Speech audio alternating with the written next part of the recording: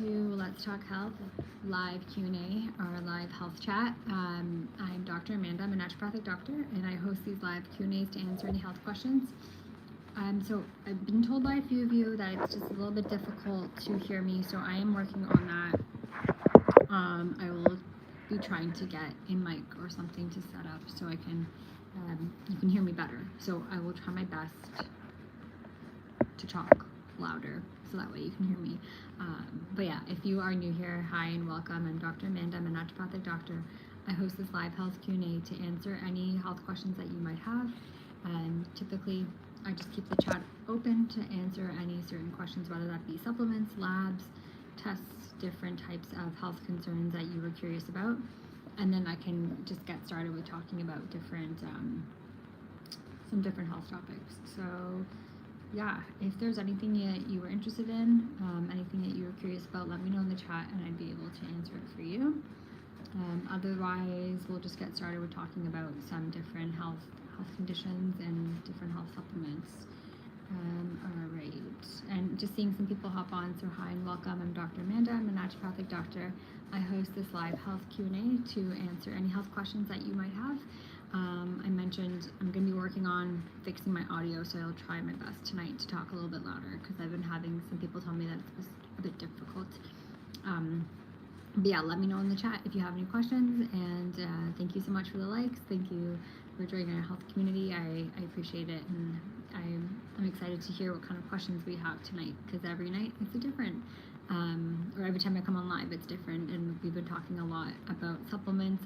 Last time we were talking about different types of supplements, different forms of magnesiums, what to look for in a good quality supplement, some things just to keep in mind when buying supplements, and I talked a lot about multivitamins last time, and if you were curious about that, then go back and watch that previous video. All right, let's see what we can talk about tonight. I feel like I'm gonna sneeze. Oh, I wanted to, why don't we talk a little bit about digestive enzymes and bitters. I can talk about that, but there's a question.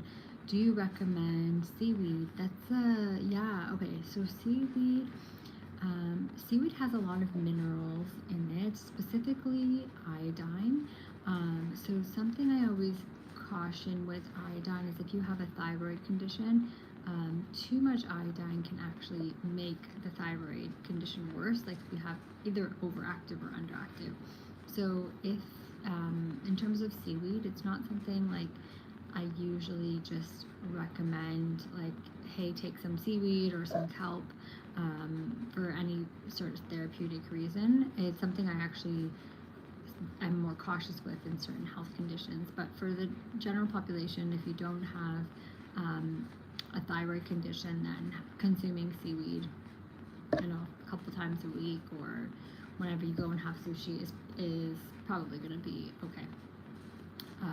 But yeah, I would just say with the seaweed, in terms of the iodine, it can be like a unhealthier alternative snack, as it is, some people like it because it's salty, so in terms of, instead of having something like potato chips, because again it has a lot of vitamins and minerals in it. But I don't think I've ever, you know, just recommended somebody to consume seaweed. But yeah, interesting. If you have a follow-up question to that, just let me know. All right, if anybody's just joining us, hi and welcome. I'm Dr. Amanda. I'm a naturopathic doctor. I host this live health Q&A to answer any health questions that you have, so feel free to drop your health questions in the chat. What about kimchi? Yeah, actually kimchi is one of the things I've recommended. And I'm gonna be honest, I don't think I've ever tried kimchi myself, but when I'm recommending probiotic type foods, so like those are foods that are high in probiotics, naturally forming probiotics in these foods, and then your microbiome, so your gut bacteria, can benefit from having probiotic foods. So kimchi is a good source of that because it's a fermented cabbage. Sauerkraut is another one. I've tried sauerkraut. I've never tried kimchi, but I've tried sauerkraut. It's another one. Yogurt is another good probiotic food. So yogurt will have those good bacteria in there. Kombucha is another one, but it's one that I don't always recommend. I usually will choose like kimchi, sauerkraut, and yogurt first, just because kombucha can have sugar in it and it's in a drink form. So I think if you're looking for like the best source is doing the fermented vegetables or the yogurt, because they're going to be lower in sugar and they're going to be in like a whole foods form, which is always good. But yeah, kimchi is a great option if you're looking to increase like the probiotic foods in your diet. So getting probiotic foods through your diet is going to help with improving the diversity of your good gut bacteria, so your own microbiome. The other thing is looking for prebiotic foods in the diet, and these are things like onions, garlic, leeks, dandelion greens, dill, chicory root. What else is a good prebiotic? Apples is another good one as well. So getting a good variety of foods in your diet can be really beneficial for your gut health. So that's just one thing to keep in mind. What else? Yeah, you could like, so I get asked often like, do I need to take a probiotic if I'm having, you know, prebiotic and probiotic foods in my diet?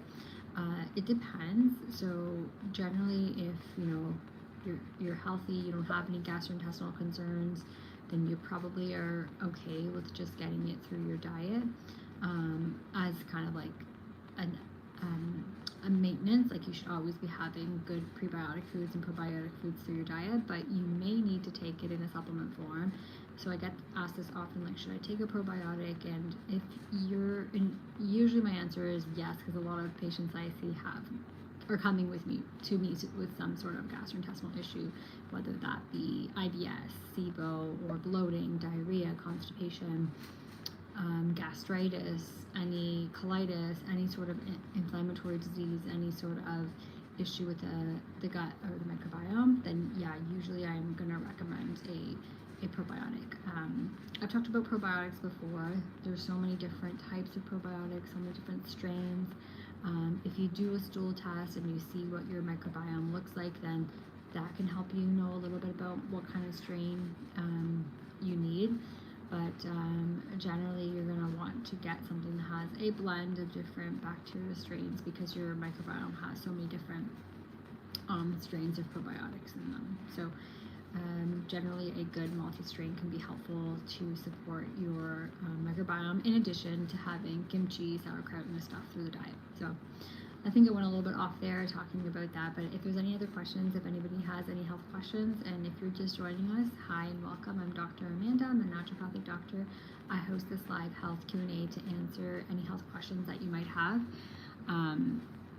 Sorry, I'm going to try to talk a bit closer because some people were telling me it was quiet before. So if you have any health questions, just drop them in the chat and I'll do my best to answer them. And I do host this live frequently just to hop on here and answer any different type of health wellness questions, whether that be about supplements, vitamins, different tests and stuff like that. So thank you so much for the likes and thank you for joining our community.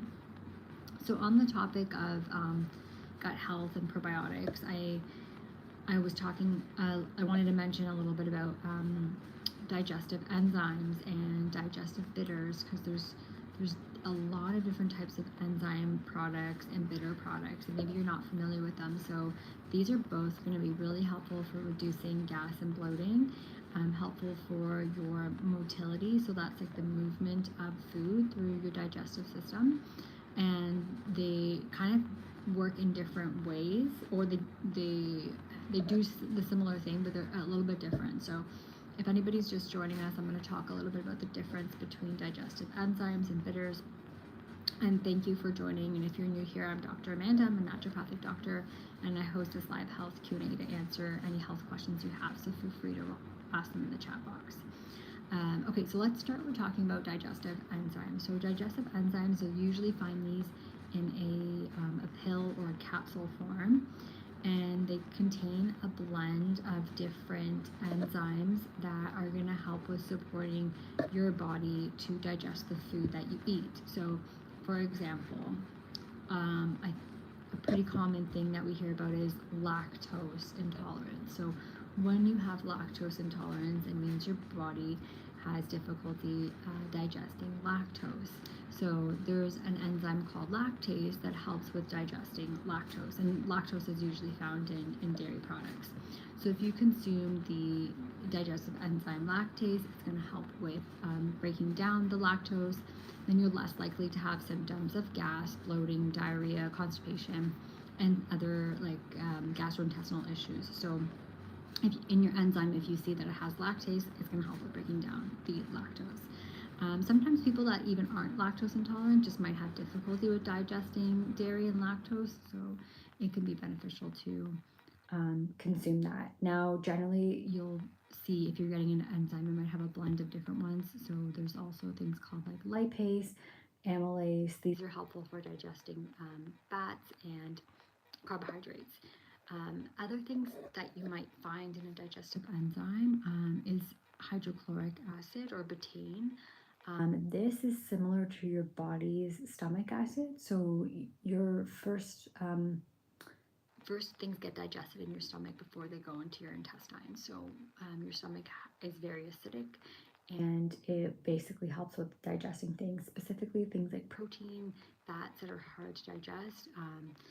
Your stomach acid is going to be beneficial for helping to digest that. So this supplement, when a digestive enzyme, can contain some betaine that helps with digesting those foods. So that's another reason why you usually, after you take a digestive enzyme and you eat, you feel less bloated, you feel less heavy, because it's giving your body that additional source of enzymes to help with breaking things down. The other thing you might see in a digestive enzyme is bile or bile acids or bile salts. Bile, your body produces bile, and basically this helps a lot with digesting fat. So if you've ever, had gallstones or you had your gallbladder removed, you don't have your bile stored readily available, because that's the job of the gallbladder, to release bile when you eat. So having a digestive enzyme with bile can help with digesting fats. Really good for if you have like a lot of abdominal pain or loose stools, or like greasy looking stools, or stools that are really floaty and mushy. You may need some support with digesting your fats. So that's another thing to keep in mind. Okay, I'm just seeing some people hop on, so I'm just going to quickly introduce what we're doing. So I'm Dr. Amanda. I'm a naturopathic doctor. Welcome to our live health Q&A. I host this live chat just to answer any questions that you might have. So feel free to drop your health questions in the chat. I was talking a little bit about digestive enzymes and digestive bitters, so I'm going to just kind of give some points about both of those. But if you are new here, be sure to subscribe and join our health community and like the video. I do appreciate that. It does help get our video noticed across YouTube, and then that way I can be able to help more people and answer more health questions. Okay, so just recapping with the digestive enzymes, they can really help with reducing symptoms of like bloating and gas. And if you know you have a specific intolerance, like a lactose intolerance, or maybe even you're sensitive to gluten, there's certain enzymes and stuff that can help out with digesting gluten as well. So taking a digestive enzymes might be beneficial, and you basically take this with your meals. So you can take it like right before you eat, maybe if you want to, even 5-10 minutes before you have a meal, you take the digestive enzymes and you eat your meal, and then it helps with improving the digestion. If you're somebody that gets like bloated after every meal, you may need to take one with every meal and see how that works for you. So generally, like, some bloating is considered like to be okay after eating. It's normal to get a little bit of bloating, but if you're having like really severe bloating after eating, it could be something else going on. Like it could be a bacterial overgrowth, it could be yeast, it could be IBS, could be many different things, but in general, like digestive enzymes should be able to help you if it's just general bloating that you get from food that ferments and produces gas in your intestines, which is normal. All right, so that's digestive enzymes. Let's talk a little bit about digestive bitters. They are kind of similar but different. So these are herbs. So digestive bitters are herbs, and they're called bitter herbs because they do taste a little bit bitter. And what it does, these herbs, when you take them, they work on getting your body to like stimulate your own enzyme production. So the bitterness, like when you drink the bitters, and these are herbs that are usually found in a liquid extract form. So when those bitter herbs like go into your mouth and they touch your tongue, it actually like activates your digestive enzymes in your saliva, in your stomach, and your intestines. So it really helps with getting your body's own production of your own enzymes to help with breaking down food. So it's kind of similar in the sense that it's still going to help with digestion, but you're not taking the specific enzyme, you're just working on supporting your body's own digestive process. And because they're herbs, they have so many other properties as well. So for example, ginger it's kind of a bitter herb, but it's also really anti-inflammatory, really good for nausea. So you're going to get a lot more benefits when you take something as a herb because in its whole form. So that's just something to keep in mind. And bitters, you can take them similar to the way that you consume the enzymes. You take them in a little bit of water and you can drink them about 10 minutes before you have your meal, and then it will help with activating your digestive enzymes and get things started. So if anybody has questions about the digestive enzymes versus digestive bitters, or if you're curious about certain types or which one might be better for you, let me know in the chat. You can leave any questions that you might have, and I'll be able to answer that for you. And if you're new here, just welcome, and be sure to subscribe, join our health community. I'm Dr. Amanda. I host this live health Q&A just to answer any health questions that you have. So I was talking a lot about bloating and gas and some things that are helpful for that, such as digestive enzymes and bitters. All right, let's just see if there's any other questions right now in the chat. Okay, we talked a little bit about seaweed, kimchi. Yeah, that's the kind of how I started talking with this. I was talking about how kimchi is a really good probiotic food. So when you're looking at probiotic foods, prebiotic foods, bitters, enzymes, there's like a wide variety of these, and just having different things in your diet can be beneficial for different reasons. All right, which bitters do you recommend? Yes, so there's one that I really like, but it's from, if you're watching and you have access to herbs from Canada, it's the St. Francis Herb Farm Canadian bitters. I find that one's really good. It has a really good blend of different bitters in there. The one that I like that I found recently in the States is by Vitanica Herbs. It's their bitters. I can find the exact name of it. I think it's like the orange vanilla. Botanica bitters. Oops. Yeah, it's their bitters tonic. That one's really good as well. So either the St. Francis herb or the Botanica bitters.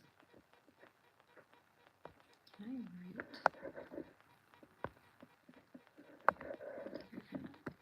Post. Okay. I was just gonna see if I can't leave a comment. Interesting. I think on desktop version I can leave a comment. Yeah, okay. So yeah, St. Francis Herb Farm Canadian bitters or Vitanica bitters tonic. Usually I recommend bitters in a tincture form. So sometimes they do create bitters in capsules, but you want to get it in that liquid form because that like taste of the bitter on your tongue, as I mentioned, is what's going to activate those enzymes and get things ready to get your body ready to start digesting food. So yeah, that's a good one. All right, let me know if there's any other questions. Feel free to drop your questions in the chat. If anybody's just joining us, hi and welcome. I'm Dr. Amanda. I'm a naturopathic doctor. I host this live health Q&A to answer any health and wellness questions you have, whether that be about testing, whether that be about supplements, minerals, vitamins, herbs. Feel free to ask me in the chat. So kind of on the topic about digestive system, let's talk a little bit about, what what could be going on if you are feeling really bloated or if you have a lot of gas. I kind of threw out some terms before like SIBO and IBS. So let's talk a little bit about some of these things that might contribute to gas and bloating. So SIBO is small intestinal bacterial overgrowth. So what it means is in the small intestine, you have bacteria that is at higher levels than normal amounts.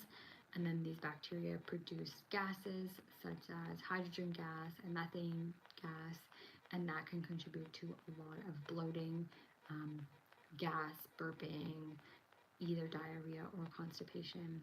So if you suspect that maybe you have SIBO based on the type of symptoms that you're having, you can get it tested. You can do a breath test, or you can even do a stool test to see what your gut bacteria looks like.